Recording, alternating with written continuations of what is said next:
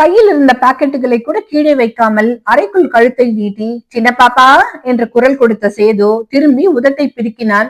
படுக்கையில காணோம் அவளை. எழுந்து கொல்லப்பக்கம் போயிருக்கா போல இருக்கத்தின்பேர். சரியாக 10 நிமிஷங்களில் காஃபியுடன் சேது வந்து நின்றான். என்ன சமைக்கிட்டோம் அத்திம்பேர்? டம்ளரை வாயருகில் கொண்டு போன கிச்சாமி தழைந்தார். ரொம்ப நாளுக்கு அப்புறம் இன்னைக்குதான் நம்ம மாட்டுல நல்லது நடக்க போறது. சாம்பார் கறி பண்ணி கொஞ்சம் பாயசத்தையும் வச்சிரு. என்ன கடலைப்பருப்பு பாயசம் வைக்கட்டுமா? குமார் சுந்தரிக்கு ரொம்ப பிடிக்கும். அப்படியே ஒரு ஆழாக்கு பருப்பு நினைச்சு வடை தட்டிட்டுமா அத்திம்பேர்?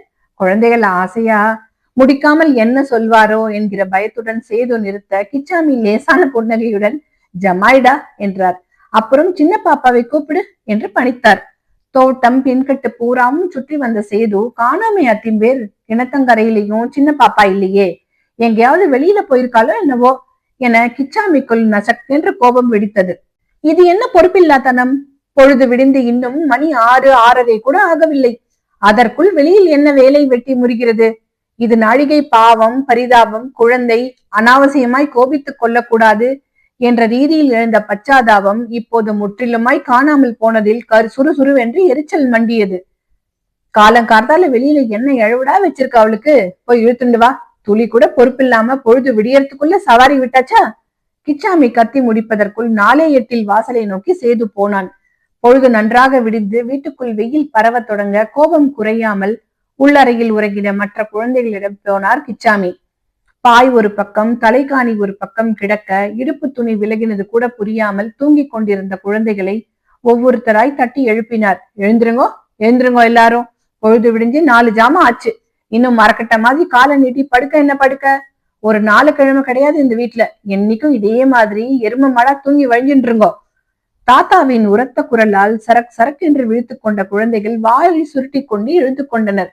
அவசரமாக படுக்கையை சுருட்டி வைத்துவிட்டு அவர்கள் பின்கட்டை நோக்கி ஓட சின்ன பாப்பாவின் படுக்கை மட்டும் அப்படியே கிடந்ததை பார்த்த கிச்சாமிக்கு கோபம் அதிகமாகியது. தடி சிறுக்கி, படுக்கைய கூட சுருட்டாம எங்க தொலைஞ்சு போயிட்டா? இந்த சேது தடி பையன் அவளை தேடிண்டு போனான். அவனையும் இன்னும் காணோம். என்ன எழவெடுத்த வீடுடாப்பா இது. அதான் தரித்திரமே இன்னும் விடிய மாட்டேங்கிறது ஆத்துல. வேக வேகமாய் உள்ளே வந்த சேது அலமேல் அம்மா ஆத்துல சின்ன பாப்பா இல்ல அத்திம்பேர். இந்த பக்கத்தாத்துல இன்னும் அவ யாரும் எழுந்திருக்கவே இல்ல. ஒருவேளை அந்த டிரான்ஸ்போர்ட் மேனேஜர் ஆத்துக்கு போயிருப்பாளோ என்று புருவத்தை சுருக்கினான். அடிக்கடி அவாத்துல இந்த கால வேலையில என்னடா வச்சிருக்கா அவளுக்கு? தெரியாதா அத்திம்பேர்? சின்ன பாப்பா நினைச்சுண்டா அவாத்துக்குதான் போவா.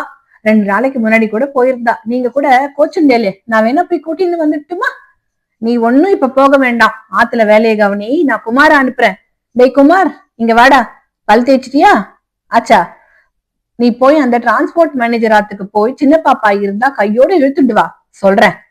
கொள்ளைப்புறத்திலிருந்து வந்து சட்டையின் முன்பகுதியை உயர்த்தி முகத்தை துடைத்துக் கொண்டிருந்த குமார், அங்க போயிருக்க மாட்டா தாத்தா. அவ்வாத்துலதான் யாருமே இல்லையே. எல்லாரும் ஏதோ கல்யாணத்துக்காக ஊருக்கு போயிருக்காளே என்று கூற வர அதை கவனியாதவர் போல கிச்சாமி விரட்டினர். போடானா, என்னமோ ஜோசியம் சொல்லிட்டு இருக்கான். போய் கையோட அழிச்சுட்டு வா அவளை. சமையல் அறைக்குள் நுழைந்த சேது ஏதோ நினைத்து கொண்ட மாதிரி ஒரு வினாடி திரும்பினான்.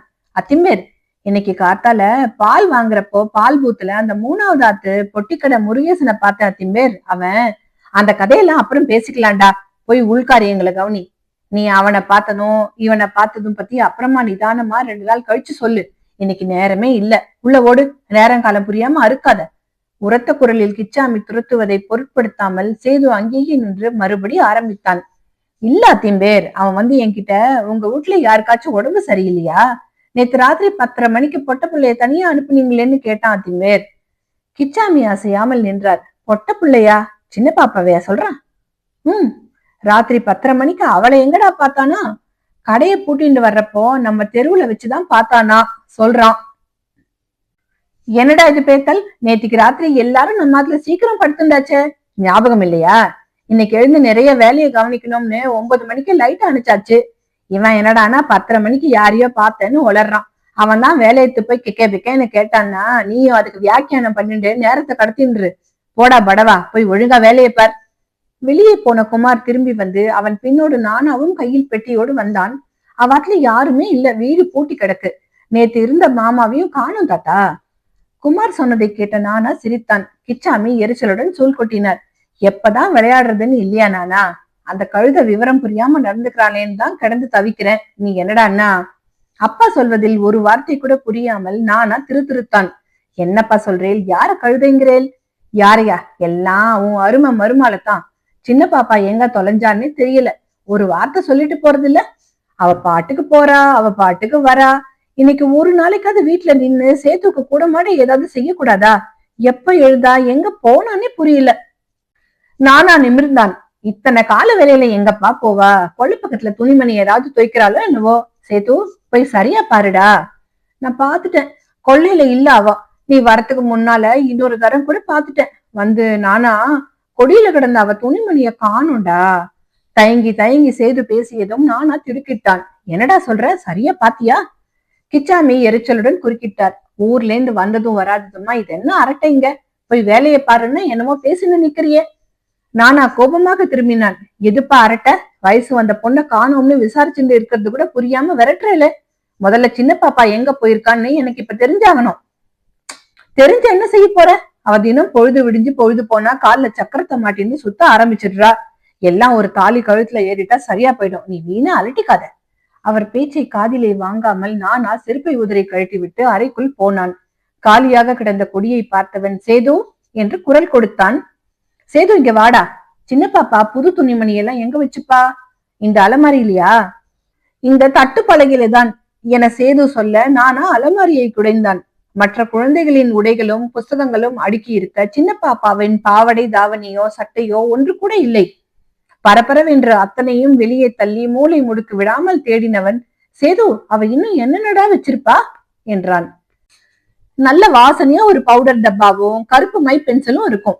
அப்புறம் கலர் கலரா ஸ்டிக்கர் போட்டு வாங்கிட்டே இருப்பாடா. நானா என்கிட்ட கூட ஒருத்தரும் பொட்டு வாங்கணும்டா சேதுன்னு பணம் வாங்கிட்டு இருக்கா. அப்புறம் அவ சோப்பு கூட இன்னும் வாசனையா ரோஸ் கலர்ல ஜோரா இருக்கும் தெரியுமா? இல்லை, இவற்றில் ஒன்றை கூட காணும். பாதி கரைந்த அந்த துண்டு சோப்பை கூட காணும். வீடு முழுவதும் சுற்றி பார்த்த நானா படப்படப்போடு கிச்சாமியின் அருகில் வந்து நின்றான். என்னப்பா இது, இப்படி சாதாரணமா பேசிட்டு இருக்கேல? சின்ன பாப்பா, சின்ன பாப்பா. வார்த்தையை முடிக்காமல் ஏதோ நினைவுக்கு வந்தவனாய் சரக்கென்று வாசல் பக்கமாய் திரும்பி நடந்து கதவை தாழிட்டு வந்தான். வீட்டில் நடப்பது எதுவும் புரியாமல் விழித்து கொண்டு நின்ற குழந்தைகளை எல்லாரும் கொல்ல பக்கமா போய் கிணத்துல இருந்து தண்ணி இழுத்து தொட்டில ரொப்புங்க பாக்கலாம்.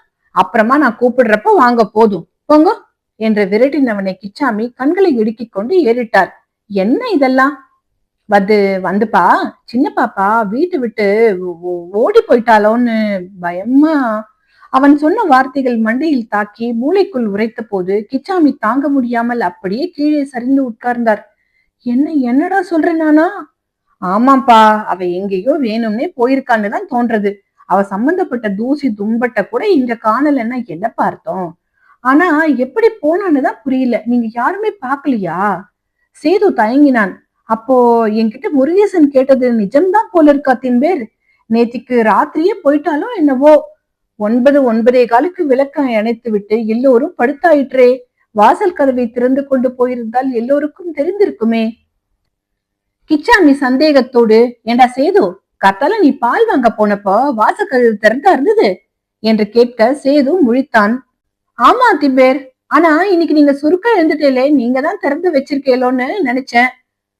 அப்படியானால் பெட்டியை தூக்கி கொண்டு இரவே புறப்பட்டு போய்விட்டாளா? அது சரி, அவளுக்கு பெட்டி ஏது முதலில்? ஏண்டா நானா, அவளுக்குன்னு பொட்டி ஒண்ணும் கிடையாது. இங்க எதுல ட்ரெஸ் எல்லாம் எடுத்துட்டு போயிருப்பா? வாய் குழற கிச்சாமி கேட்க சேதும் என்று முழுங்கினான். கோச்சுக்காதீங்க திம்பேர், எனக்கு இப்பதான் ஞாபகத்துக்கு வர்றது. 2 நாளாவே நீங்க ஆத்துல இல்லாதப்போ சின்ன பாப்பா வெளியில போறாப்புலாம் என்னமோ பெரிய பிளாஸ்டிக் பையில போட்டு எடுத்துட்டு போறா. நான் கூட கேட்டேன், என்ன எடுத்துட்டு போறேன்னு. ஒவ்வொரு தரமும் லாண்ட்ரிக்கு போறேன், இல்ல டிரான்ஸ்போர்ட் மேனேஜர் ஆத்து மாமி கிட்ட நல்லதா புடவைக்கு தைக்கிற ஃபால் இருக்கான், அதான் தைச்சுட்டு வர போறேன்னு என்னென்னமோ காரணம் சொன்னா திம்பேர். அலசி ஆராய்ந்து ஒவ்வொரு விஷயமாய் நுணுக்கமாய் கவனித்து பார்க்கையில் சின்ன பாப்பா திடுமென்று போகவில்லை. பல நாட்களாய் சோடித்துதான் இப்படி போயிருக்கிறாள்.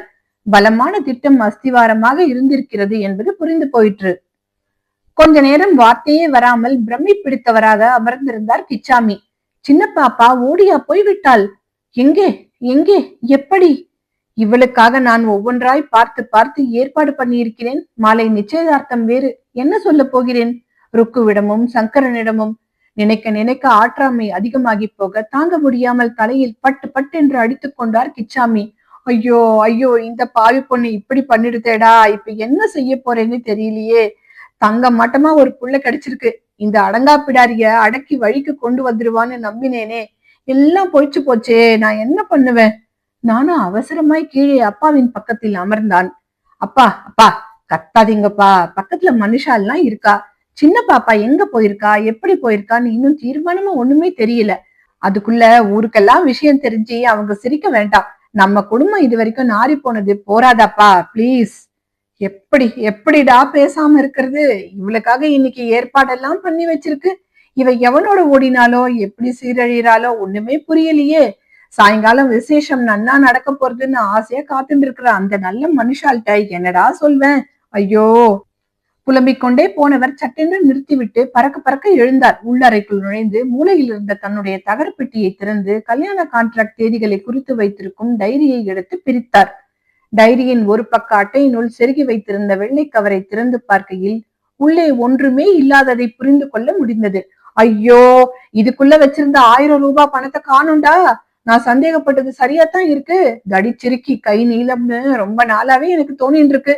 இப்ப அடிமடியில கைய வச்சுட்டு இத சுருட்டிண்டு போயிட்டாலே. பாருடா, நான் குருவி மாதிரி சேர்த்தண்டா இந்த பணத்தை, அப்படியே உருவிண்டு போயிட்டாலேடா. வெள்ளை கவரை அப்படியும் இப்படியுமாக திருப்பி திருப்பி கிச்சாமி பேச நானா கவரை உற்று கவனித்தான். ஏதோ எழுத்துக்கள் தெரிய கவரை அவசரமாய் வாங்கி சத்தமாக படித்தான். எனக்கு இந்த கல்யாணம் வேண்டாம். திரும்ப திரும்ப சமையல்கார கும்பலிலேயே மாட்டிக்க நான் தயாராக இல்லை. டிரான்ஸ்போர்ட் மேனேஜரோட மச்சினர் எனக்காக சிபாரிசு பண்ணி சினிமால சான்ஸ் வாங்கி கொடுத்திருக்கார். நான் போறேன் அவரோட. என் நிச்சயதார்த்தத்துக்காக வச்சிருக்கிற பணத்தை நானே எடுத்துட்டு போறேன். உப்பு போட்டு சாப்பாடு சாப்பிடுறவாள் தான் என்ன தேடாதீங்கோ. நாளைக்கு நான் பிரபலமான பிரபு என் உறவுக்காரான்னு வந்து நிக்காதீங்கோ. ஆமா, இப்பவே சொல்லிட்டேன். சின்ன பாப்பா. அத்தனை நேரம் புரியாதவை இப்போது அப்பட்டமாக புரிந்துவிட யாரும் வாயை கூட திறக்காமல் அதிர்ந்து போய் நின்றார்கள். முதலில் மீண்டது நானாதான். அப்பா, என்னமோ வேண்டாதது நடந்து போச்சு. இத்தோட விட்டுடுங்க. காதம் காதம் வச்சாப்ல ருக்கு மாமி கிட்டையும் சங்கரன் கிட்டையும் போய் விஷயத்த சொல்லிட்டு வந்துடலாம். நம்மாத்துல யாராலையும் போய் சொல்ல முடியலன்னா அலமேல் அம்மாவை கூப்பிட்டு சொல்லிடலாம். மத்தபடி வேற யாருக்கும் இதெல்லாம் தெரிய வேண்டியதில்ல. சின்ன பாப்பா எங்கன்னு இந்த தெருக்காரா கேட்டா ராஜாமணியோட பெங்களூர்ல போய் இருக்கான்னு எதையாவது சொல்லிக்கலாம். அனாவசியமா விஷயத்த வெளியில சொல்லி நம்ம குடும்பமான சந்தி சிரிக்கிற மாதிரி நாமளே பண்ணக்கூடாது. ஒரு நிமிஷம் நிதானித்தவன், நான் அலமேல் அம்மாவை பார்த்து சொல்லிட்டு வந்துடுறேன். அவதான் அனாவசிய பேச்சு இல்லாம விஷயத்த அழகா கொண்டு போவர் என்று வாசக்கதவை திறந்து கொண்டு வெளியேறினான். 2 நிமிஷத்தில் அவன் பின்னோடு அலமேல் அம்மாவும் வந்து எல்லாருமாக மாற்றி மாற்றி சின்ன பாப்பாவின் சுயநலமான செய்கையை பற்றி பேசி பேசி மாய்ந்து போனார்கள். பின்னர் ருக்குவிடமும் சங்கரனிடமும் அலமேலு அம்மாவே போய் விஷயத்தை தெளிவாக்கி அதிர்ந்து போய் நின்ற நேரத்திலேயே, இதோட விட்டுடலாம் ருக்கு. வேத்து மனுஷா யாருக்கும் எதுவும் தெரிய வேண்டாம். நீங்களும் எதையாவது சொல்லி சமாளிச்சுடுங்க தயவு செஞ்சு என்று கிஞ்சி கேட்டுக்கொள்ள விஷயம் ஓரளவுக்கு மூடப்பட்டு விட்டது என்று நானாவும் மற்றவர்களும் சமாதானமானார்கள். ஆனால் எதை மறைத்துத்தான் என்ன, எப்படி பூசி மெழுகித்தான் என்ன? மாலை 6 மணி சுமாருக்கு ஊரில் இருந்து குடும்பத்துடன் திரும்பி வந்த டிரான்ஸ்போர்ட் மேனேஜர் சின்ன பாப்பாவை சினிமாவில் நடிக்க வைப்பதற்காக தானும் அவளோட கோடம்பாக்கத்துக்கு போய் தனியாக இருக்க போவதாக மச்சினன் எழுதி வைத்த துண்டு பேப்பரை பார்த்து ஆத்திரமடைந்து 4 ஆட்களை சேர்த்து கொண்டு கிச்சாமியின் வீட்டு வாசலில் வந்து நின்று கத்தி ஆர்ப்பாட்டம் செய்ததுதானே நடந்தது. ஐயரு வீட்டு பொண்ணுன்னா கொஞ்சம் அடக்கமா இருக்கும்னு நினைச்சேன். சரி, மச்சான் தான் ஆசைப்பட்டுடுச்சு, பொண்ணும் இணங்கித்தான் போகுதுன்னு கல்யாணத்துக்கு ஏற்பாடு பண்ணலாம்னு இருந்தேன். அதுக்குள்ள எங்க பையனையும் இழுத்துட்டு சினிமால நடிக்க போயிடுச்சாம்ல. எங்க பிள்ளைக்கு இத்தனை தைரியம் கிடையாதுங்க. இந்த பொண்ணு சரியான ஓடுகாலி குடும்பம். கடைசியில இப்படி பண்ணிடுச்ச பாருங்க. விஷயம் தெரிஞ்சு கூட கல்லு மாதிரி நிக்கிறாங்க. என்ன குடும்பம்டா இது? தூ. வாய் ஓயாமல் தெரு முழுக்க கேட்கும் துவனியில் நீளமாக கத்தி அவர் காரி துப்ப கிச்சாமியும் மற்றவர்களும் முகத்தை எங்கு கொண்டு வைத்துக் கொள்வது என்று புரியாமல் கூசி குறுகித்தானே போனார்கள். காலை மணி 10:30. தெருவில் ஆள் நடமாட்டம் குறைய தொடங்கி இருந்தது. யூனிஃபார்ம் போட்ட குழந்தைகள் முதல் வெள்ளையும் சொல்லையுமாய் ஷர்ட் பேண்ட் போட்டுக்கொண்டு ஆபீஸ் போகிறவர்கள் வரை அத்தனை பேரும் காணாமல் போய்விட்ட நேரம். கணவன் குழந்தைகளை அனுப்பிவிட்டு வீட்டு காரியமாகவோ அல்லது வெறும் சினிமா அரட்டைக்காகவோ வீட்டை பூட்டிக் கொண்டு வெளியேறும் சில பெண்கள் மட்டுமே கண்ணில் பட்டார்கள். முதல் தபால் பீட் கூட வந்து போயாகிவிட்டது. எது ஒன்றையும் கவனிக்காமல் இரவா பகலா என்ற பிரஞ்ஞை கூட இல்லாத மாதிரி கிச்சாமி திண்ணை தூணில் சாய்ந்திருந்தார். கிழக்கிலிருந்து கொஞ்சம் கொஞ்சமாக ஏறி உச்சிக்கு போய் கொண்டிருந்த வெயில் அவரை சற்றும் பாதித்ததாக தெரியவில்லை. வெள்ளை நிறமே தெரியாமல் பழுப்பு பரவி கிடந்த வேஷ்டியும் அதற்கு கொஞ்சமும் சளைக்காத கலரில் மேல் துண்டுமாய் 3 நாட்களாய் அதே கோலம்தான். குளித்து கிழித்து செய்யாமல் தண்ணீரே பார்க்காத அழுக்கு உடம்பும் முகத்தில் பயிரான 3 நாள் தாடியுமாக சேர்ந்து பரதேசி மாதிரியான கோலத்தை கொடுத்திருந்தன. எப்போதும் அந்த திண்ணையிலேயே அமர்ந்து உடம்பு சோர்ந்த போது சற்று காலை மாற்றி போட்டும் மடக்கியும் நீட்டியும் படுத்து சௌகரியம் செய்து கொண்டாரே தவிரவும் அனாவசியமாய் திண்ணையை விட்டு இந்தண்டை அந்தண்டை நகரவே இல்லை. சதா சர்வ காலமும் தன்னை மறந்து சுற்றி இருப்பவர்களை மறந்து ஏதோ நினைப்பிலும் கற்பனையிலும் தன்னை முழுவதுமாக நுழைத்து கொண்ட மாதிரி இந்த உலக ஸ்மரணையே இல்லாமல் தான் இருந்தார். 3 நாட்களுக்கு முன் சின்ன பாப்பா ஓடிப்போய் விட்டாள் என்று தீர்மானமாக தெரிந்து போனவுடன் கொஞ்சமாக ஆரம்பித்த இந்த அதிர்ச்சி ஊர் உலகத்துக்கு மொத்த விஷயமும் தெரிந்து விட்டதே என்ற ஆத்திரத்தில் இன்னும் அதிகமாகி கிச்சாமியை பிடித்து கீழேயே அமுக்கி உட்கார வைத்து விட்டது. கிச்சாமி இன்னும் எழுந்திருக்காமல் தான் இருந்தார். சில நேரம் தானே கையை ஆட்டி ஆட்டி பேசினார். எதிரே யாரோ பவ்யமாக நின்று வாய்ப்பொத்தி கேட்கிற தினசில் உறக்க கத்தினார். சில சமயம் உதட்டை பிதுக்கி சூழ் கொட்டி வெறுமே வெட்ட வெளியை வெறித்தார். பிரம்மையால் பீடிக்கப்பட்டவராய் கண் பார்வையில் ஓர் இலக்கு இல்லாமல் வெற்று பார்வை பார்த்தார். தெருவோடு போகிறவரை ரொம்ப தீவிரமாய் பார்த்து கேலியாய் சிரித்தார். இத்தனைக்கும் மேல் வீட்டில் உள்ளவர்கள் பேச வந்தாலே எரிந்து எரிந்து விழுந்தார். அல்லது காதில் விழாதது போல் வாய் திறக்காது இருந்தார். வாய் திறக்காதது பேச்சுக்கு மட்டும்தான் என்றில்லை. ஒரு வாய் சாப்பாடு சாப்பிடாமல் இருக வாயை மூடிக்கொண்டு பசி கூட தெரியாமல் உணர்வற்று அமர்ந்திருந்தார். இன்றும் கூட சாப்பாடு நேரம் தாண்டி கொண்டிருக்கிறதே என்கிற அவஸ்தையில் உள்ளுக்கும் வாசலுக்குமாக 100 தடவையாவது நடந்து பார்த்த சேது இப்போதும் வாசலுக்கு வந்து எட்டி பார்த்தான். கிச்சாமி சூழ்நிலை அறியாமல் இருப்பதை வேதனையோடு பார்த்தவன் பேச வார்த்தைகள் வராமல் திணறிக்கொண்டே கிச்சாமியின் அருகில் வந்து நின்றான். இவன் வந்ததையோ 5 நிமிஷம் மௌனத்திற்கு பின் தன்னை அழைத்ததையோ உணராதவராய் கிச்சாமி அசையாமல் இருந்தார். அத்திம்பேர் அத்திம்பேர் சாப்பிட வரையலா? கத்தால காஃபியை கூட முழுசா குடிக்காம கீழே கொட்டிட்டேல். 3 நாளாச்சு சரியா சாப்பிட்டு. இன்னுமா உங்களுக்கு பசிக்கல? வாங்க அத்திம்பேர், ஒரு வாய் சாப்பிடுங்க. நீங்க சாதாரணமா பசியே தாங்க மாட்டேல அத்திம்பேர். சாப்பிட வாங்க, ஒரு டம்ளர் ரச சாதம் கரைச்சாவது குடிங்க அத்திம்பேர். இப்படி பட்டினி கிடந்தா உங்களுக்கு ஒத்துக்காது. வாங்க அத்திம்பேர். சன்ன குரலில் அவன் கெஞ்சுவது கூட புரியாமல் கிச்சாமி அப்படியே அமர்ந்திருக்க 2 அடி வைத்து அவரை இன்னும் நெருங்கி தோளை தொட்டான் சேது. அத்திம்பேர். அவன் கூப்பிட்டு முடிக்கும் முன் கிச்சாமி கையை தட்டி விட்டார். என்று சூழ் கொட்டினவர் மறுபடியும் முகத்தை திருப்பிக் கொண்டு பார்வையை தெருவில் செலுத்தினார். விடாமல் மறுபடி தோளை தொட்டு சேது கூப்பிட மறுபடி கையை தட்டிவிட்டு கோபமாய் பார்த்தார். பின் உருமலான குரலில், எனக்கு பசிக்கல, நீ உள்ள போ என்றார். ஏன் அத்திம்பேர் பசிக்கல? நீங்க எதையோ நினைச்சுண்டு. கிச்சாமி கோபமாக கத்தினார். நான் எதையும் நினைச்சுக்கல. நீ மரியாதையா உள்ள போ, அனாவசியமா என்ன தொந்தரவு பண்ணாத. இல்ல அத்திம்பேர். அரைஞ்சுப்பிடுவேன் படவா. போனா போய வந்து. என்னடா என்னடா இன்னும் இழுத்துட்டு நிக்கிற? சாப்பிட வர முடியாதுன்னா வர முடியாதுதான். சும்மா இங்க நின்னுட்டு கத்தாத, உன் வேலையை பார்ப்போ. சேது தொடர்ந்து தயங்கிக் கொண்டே ஏதோ சொல்ல வாயை திறக்க கிச்சாமி கையை ஓங்கிக் கொண்டு ஆத்திரமாய் எழுந்தார். ராஸ்கல், சொன்னா புரியாத உனக்கு? இன்னும் 1 நிமிஷம் இங்க நின்னியோ கொன்னுபிடுவேன், கொன்னு போய் தொலைடா. கத்திக்கொண்டே மேல் துண்டை படார் என்று உதறி தோளில் போட்டவர் பரபரவென்று கொல்லைப்புறத்தை பார்க்க போனார். அடுத்து என்ன செய்வது என்று புரியாத சேது 2 நிமிஷம் கழித்து அடுத்த வீட்டுக்குள் நுழைந்தான். சாப்பிட்ட பின் பாத்திரங்களை ஒழித்து போட்டுக் கொண்டிருந்த அலமேலம்மா சேது அவசரமாய் நுழைவதை பார்த்து புருவங்களை உயர்த்தினார். என்னடா சேது? வந்து வந்து வந்துமா, அத்திம்பேரை பார்த்தாதான் கவலையா இருக்கு. அவர் சாப்பிட்டு 3 நாள் ஆச்சு.